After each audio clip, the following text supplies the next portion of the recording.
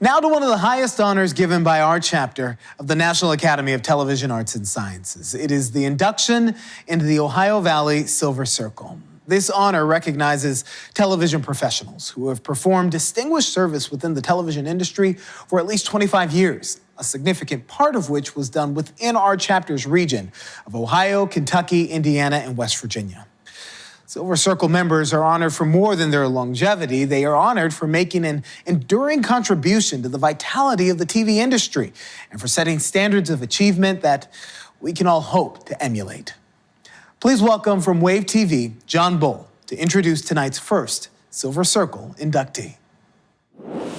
John Bull coming to you from a horse stall at Churchill Downs, because that's where Scott Eckhardt has spent most of his life, trying to get the perfect shot of a horse waking up in the morning, because Scott doesn't fake anything. You know, a resume of 37 Emmy Awards and countless other awards doesn't really tell the full story when it comes to Scott. Whether he was traipsing all over the country for 3 years following the final foal of Seattle Slew for a documentary, or whether he was spending nights outside 14 degrees in the winter with driving sleet to show the plight of the homeless in the winter, or whether he was going back and forth over and over to Blackburn Prison to show how pairing broken inmates with broken down horses was reaping rewards, Scott has done what it takes to be the best in the business.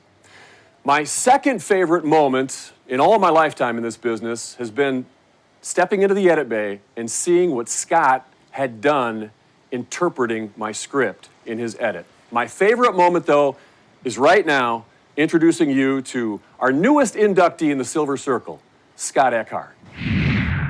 Every day is different, which is the motto I've always gone by. Every story, every day I wake up, who knows what I'm gonna be shooting? And you have to look at it that way. That could be the day you get the best story of your life. It could be one of those days when it's just awful.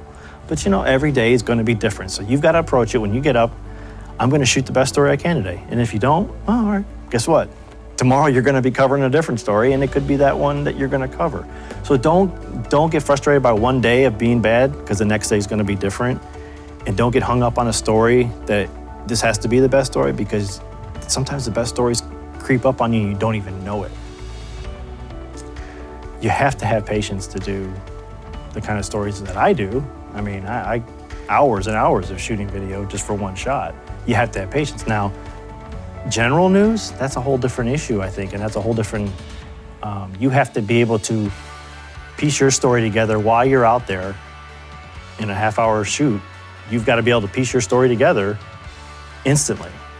So I've done it both ways now. I mean, I started doing general news. That was all I did. So yes, I went down that road. You have to be able to tell a story, picture it in your mind as you're sitting there within minutes, whereas the other format, you've got to be patient.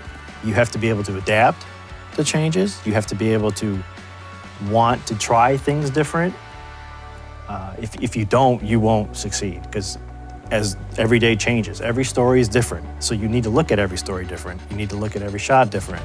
So education, sure, everyone's got to have it. But what I've learned wasn't through education. I learned it just by doing it, watching other people, and then trying. Some people don't like critique. Some people get offended by it. But if you don't take it, you can't succeed, because everyone has a different opinion. Everyone has a different eye on things. And I have found that those corrections usually are the right ones. And I have thought I've walked in with a perfect story, and then someone watches it and the corrections that were made were absolutely the right corrections. And if you're closed off to that, you're not going to succeed, because you have to be open to it. When a viewer watches it, is there a story? When I watch it, when I hit play at the end of the day, did I learn something from that story? Is it visually, is it good? Because that's my job, but does it tell a story? Are people understanding what you just put, or is it just a bunch of pictures with words that don't make any sense? I mean, the overall product, it has to tell a story. To me, that's success, is you told a story. At the end of the day, what you did is you told a story to the viewers. The Silver Circle Award, wow. I mean, I used to play a weatherman as a kid all the time, drawing maps and taping them on the wall, acting like I was doing a newscast.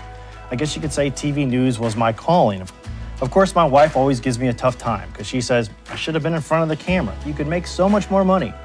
I'd tell her I was on TV doing news, and it was so bad.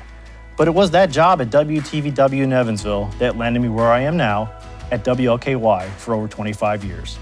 I was never taught how to use a camera or how to shoot, yet I was a full-time news videographer in Louisville. I've had some amazing and talented guys around me. They have taught me so much. I watched, remembering and trying new things. Ed Flynn, Bob Stinnett, Jay McCain, the late Kevin Stanton, Bruce Anderson, Chris Olari, and two guys still around me, Dave Vicino and Paul Ahmed. Each has helped and didn't even know it. Thank you. There are so many others, too many to list, and I'm sorry, but some do come to mind.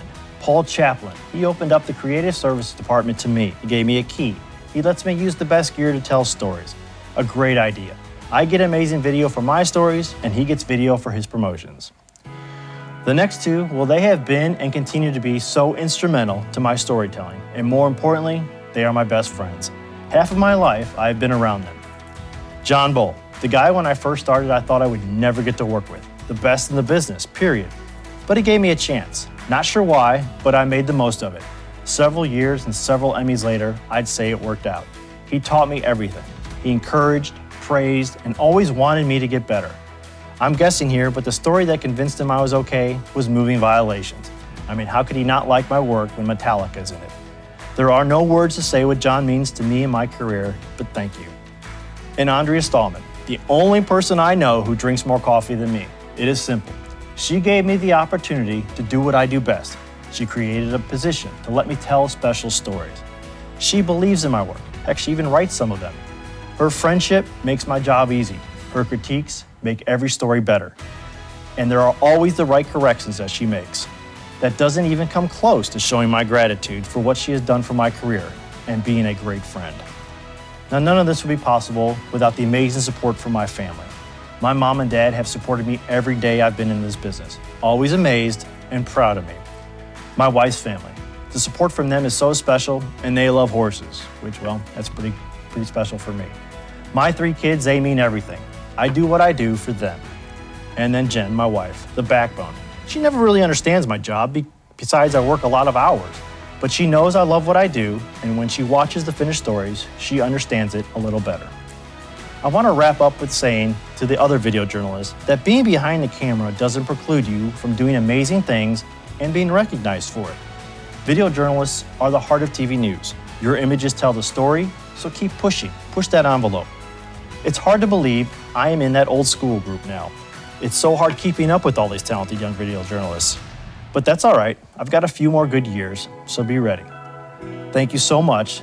This is a truly special honor.